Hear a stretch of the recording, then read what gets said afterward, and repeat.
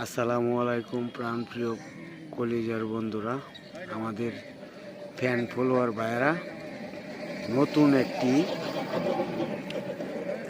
নতুন একটি